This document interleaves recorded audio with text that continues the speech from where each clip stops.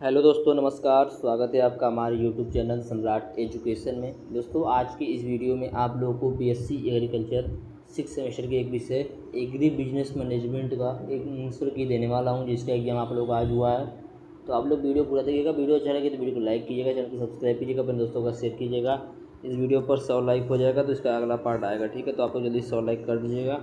चलिए देखते हैं पहला क्वेश्चन है, कृषि को कृषि व्यवसाय में परिवर्तित करने का मुख्य उद्देश्य क्या है। कृषि को कृषि व्यवसाय में परिवर्तित करने का मुख्य उद्देश्य क्या है।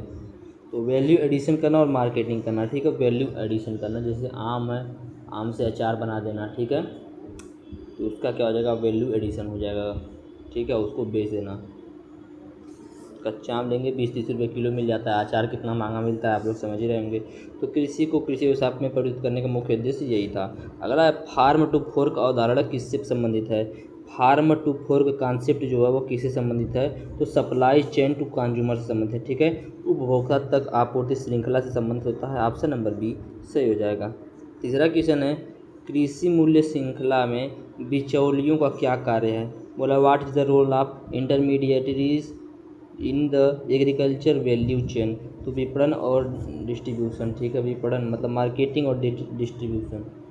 आप क्वेश्चन नंबर चौथा देखते हैं, कृषि व्यवसाय मॉडल को बढ़ावा देने वाला प्रमुख संगठन कौन सा है। Which is the main organisation promoting agri business model. तो NABARD, national bank of agricultural and rural development, ठीक है। नाबार्ड ने कृषि मॉडल को सबसे ज़्यादा बढ़ावा दिया, यही सबसे ज़्यादा बढ़ावा देने वाला संगठन है, ठीक है। 15वां क्वेश्चन, निम्न में से कौन सा क्षेत्र कृषि आधारित उद्योग है।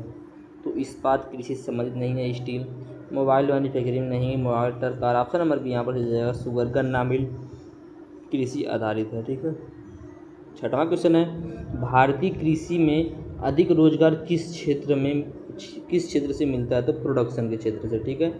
मतलब जहाँ पर उत्पादन होता है किसी चीज़ का, वहाँ पर ज़्यादा रोजगार मिलता है, ठीक है। किसी चीज़ का उत्पादन करने के लिए ज़्यादा लोग की आवश्यकता होगी, इसलिए वहाँ पर ज़्यादा रोजगार मिल पाता है। 7वां क्वेश्चन है, राष्ट्रीय कृषि नीति का नारा क्या था। खेती से संबंधित समृद्धि को, ठीक है। फ्रॉम फार्मिंग टू प्रोस्पेरिटी, ठीक है। खेती से समृद्धि को राष्ट्रीय कृषि नीति का नारा था, ठीक है। 8वां क्वेश्चन, नई कृषि नीति में कौन सा प्रावधान किसानों की सुरक्षा से संबंधित है। एमएसपी, मिनिमम सपोर्ट प्राइस, ठीक है। समर्थन मूल्य पर लड़ाई भी बोल सकते हैं। अगला है, निम्न में से कौन सी योजना नई कृषि नीति से संबंधित है। तो प्रधानमंत्री फसल विकास योजना, सॉरी यार, प्रधानमंत्री फसल बीमा योजना, prime minister crop insurance scheme. Option number ए सही हो जाएगा 9वें क्वेश्चन का। 10वां क्वेश्चन है, एग्री बिजनेस की एक प्रमुख विशेषता क्या है। जो एग्री बिजनेस है, कृषि व्यवसाय, उसकी प्रमुख विशेषता क्या है। तो उत्पादन और मांग में मौसमी उतार चढ़ाव, ठीक है। सीजनल फ्लक्चुएशन होता है प्रोडक्शन और डिमांड में, ठीक है। अब जैसे ठंडी का मौसम आ जाएगा तो जो गर्म वाले कपड़े हैं उनका डिमांड बढ़ जाएगा, ठीक है। गर्मी का मौसम आ जाएगा तो उनका डिमांड एकदम ख़त्म हो जाएगा, कोई खरीदेगा ही नहीं, क्या ज़रूरत है भाई। तो यही बोल रहा है कि उत्पादन में मौसमी उतार चढ़ाव होता रहता है, ठीक है। 11वां क्वेश्चन है, कृषि व्यवसाय प्रबंधन में सबसे अधिक अनिश्चितता किससे संबंधित होती है। बोला है, what is highest uncertainly in agri business management related to. कृषि व्यवसाय प्रबंधन में सबसे अधिक अनिश्चितता किससे संबंधित हुई। तो बाजार की कीमतों से, जो मार्केट का प्राइस है वह ऊपर नीचे होता रहता है, ठीक है, एग्री बिजनेस में। अगला है 12वां क्वेश्चन, कृषि आधारित उद्योगों में कौन सा क्षेत्र सीधे लाभान्वित होता है। बोला, which sector directly benefit of agro based industry. तो rural economy. Option number D is the correct option of question number 12। 13वां क्वेश्चन है, प्राथमिक उद्योग का उदाहरण। तो मत्स्य पालन, मत्स्य पालन जो प्राथमिक उद्योग का उदाहरण होता है। 14वां क्वेश्चन, कृषि आधारित उद्योग किस प्रकार के उद्योग में आते हैं। तो सेकेंडरी में, ठीक है। अब जैसे हम लोग आम लाएंगे, उसको क्या करेंगे, तोड़ेंगे, तोड़ने के बाद उसका अचार बना के बेचेंगे, तो यह क्या सेकेंडरी हो गया, ठीक है। ऑप्शन नंबर भी यहाँ पर सही हो जाएगा। 15वां क्वेश्चन, कृषि आधारित उद्योग में निम्न में से कौन सा नहीं है। बोला है कि which of the following is not an agro based industry. तो जूट इंडस्ट्री तो एग्रो बेस्ड है, डेयरी भी है, सीमेंट इंडस्ट्री नहीं है, ठीक है। टी प्रोसेसिंग इंडस्ट्री भी आ जाएगा इसी में। ऑप्शन नंबर सी यहाँ पर सही हो जाएगा। 16वां क्वेश्चन है, एपिडा एपीडा जो है इसका मुख्य कार्य क्या होता है? तो प्रोमोट करता है यह एग्रीकल्चर एक्सपोर्ट को, ठीक है, कृषि निर्यात को प्रोमोट करता है। कृषि निर्यात जो होता है, एग्रीकल्चर एक्सपोर्ट जो होता है उसको प्रोमोट करता है एपीडा, ठीक है। 17वां क्वेश्चन, कृषि आधारित उद्योग स्थापित करने हेतु सबसे पहला कदम क्या है? तो प्रिपेयर करना प्रोजेक्ट रिपोर्ट, ठीक है, प्रोजेक्ट रिपोर्ट को प्रिपेयर करना सबसे पहला कदम यही होता है, ठीक है। स्थापित करने से पहले आप तो प्लान बनाएंगे ना मेरे भाई, कैसे क्या करना है, कितने दिन में कैसे करना है, कितने लोग रहेंगे, क्या क्या लगाना है, किस चीज़ का, उसके लिए आप एक रिपोर्ट तैयार करेंगे, वही बोल रहा है। 18वां क्वेश्चन, खाद्य प्रसंस्करण उद्योग के लिए कौन सा लाइसेंस आवश्यक होता है? तो खाद्य मतलब फूड प्रोसेसिंग के लिए, फूड प्रोसेसिंग इंडस्ट्री या फूड इंडस्ट्री के लिए FSSAI food safety standard authority of India का लाइसेंस होना आवश्यक होता है। अगला है 19वां क्वेश्चन, कृषि आधारित इकाई के लिए बैंक से ऋण प्राप्त करने हेतु क्या अनिवार्य होता है? तो DPR डिटेल्ड प्रोजेक्ट रिपोर्ट, ठीक है। 20वां क्वेश्चन है, तकनीकी बाधाओं में कौन सी प्रमुख है? तो आधुनिक मशीनों की अनुपलब्धता, लैक ऑफ मॉडर्न मशीन्स, ठीक है। 21वां क्वेश्चन देखते हैं, जोखिम प्रबंधन की कमी से क्या हानि है? जोखिम प्रबंधन, what is the loss due to poor risk management? तो financial loss, option number A से हो जाएगा फाइनेंशियल लॉस। 22वां क्वेश्चन है, कृषि मूल्य श्रृंखला में प्रसंस्करण किस प्रकार की गतिविधि है? तो प्राइमरी प्रोसेसिंग जो है प्राइमरी एक्टिविटी होता है। अगला है 23वां क्वेश्चन, कृषि मूल्य श्रृंखला की प्राथमिक गतिविधियों में कौन शामिल है? शामिल नहीं है, ठीक है, प्राथमिक गतिविधियों में कौन शामिल नहीं है? तो ट्रेनिंग, प्रशिक्षण इसमें नहीं आएगा। अगला है पेस्ट विश्लेषण या पेस्टल एनालिसिस क्या होता है? ठीक है, पेस्ट बोला हूँ, एक पेस्टल मॉडल होता है आपकी एग्री बिजनेस में, जो कि इंटरनल और एक जो कि बिजनेस एनवायरनमेंट में आप लोग पढ़ेंगे आगे, ये और पढ़ेंगे आप लोग, तो इंटरनल और एक्सटर्नल दो एनवायरनमेंट होता है। यहाँ पर एक्सटर्नल में दो प्रकार का होता है, इंटरनल और माइक्रो एंड माइक्रो।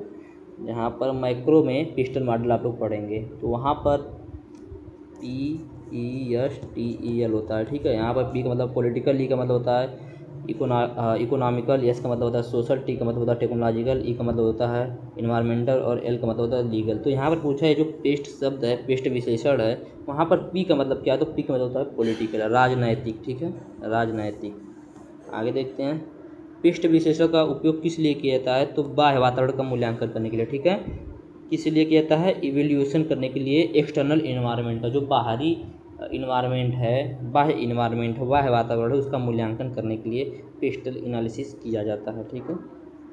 अगला स्वाट विश्लेषण का उद्देश्य क्या है?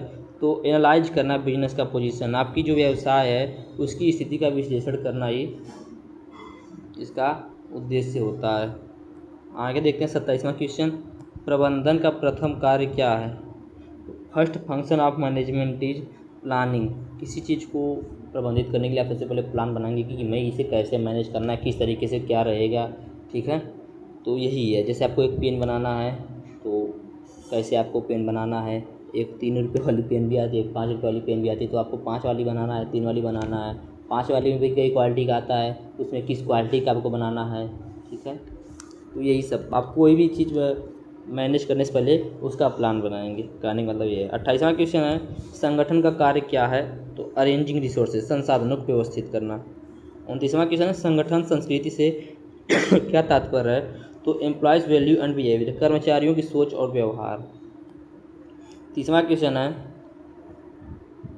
संगठन संस्कृति किस पर प्रभाव डालती है? कर्मचारियों के प्रदर्शन पर, एम्प्लॉयज़ के परफॉर्मेंस पर प्रभाव डालती है। 31वां क्वेश्चन है, योजना का मुख्य उद्देश्य क्या है? What is the primary objective of planning? क्या है भाई? लक्ष्य निर्धारित करना और प्राप्त करना, ठीक है। एक ही क्वेश्चन कई बार पूछा है। कृषि व्यवसाय में रणनीति का अर्थ क्या होता है? तो दीर्घकालीन लक्ष्य प्राप्त करने की योजना बनाना, ठीक है। 32वां क्वेश्चन का ऑप्शन नंबर बी सही हो जाएगा।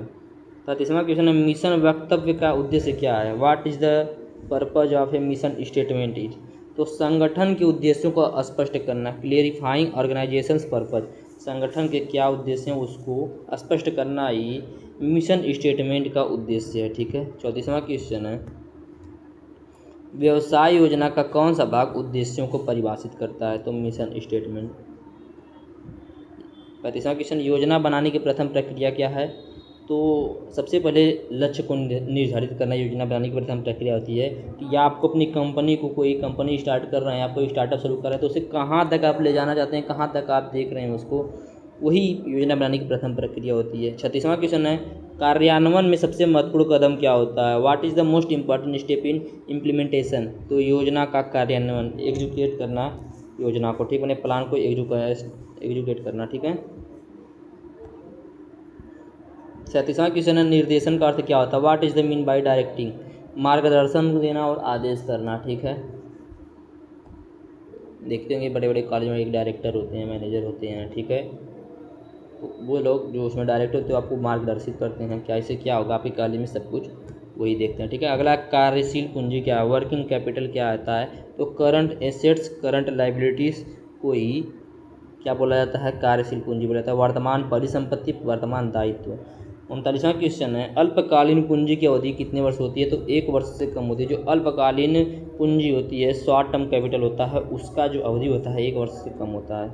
40वां क्वेश्चन, पूंजी बजट क्या दर्शाता है? तो लंबी अवधि के निवेश निर्णय, ठीक है, लॉन्ग टर्म इन्वेस्टमेंट डिसीजन को दर्शाता है कौन? तो पूंजी बजट। ऑप्शन नंबर ए सही हो जाएगा। तो ये टोटल आपके 40 क्वेश्चन थे जो कि मैंने आप लोगों को बताए। उम्मीद करते हैं आप लोगों को वीडियो अच्छा लगा होगा। काफ़ी सारे क्वेश्चन आपके सही होंगे, पेपर बहुत ज़्यादा हार्ड नहीं है, बहुत ज़्यादा आसान है।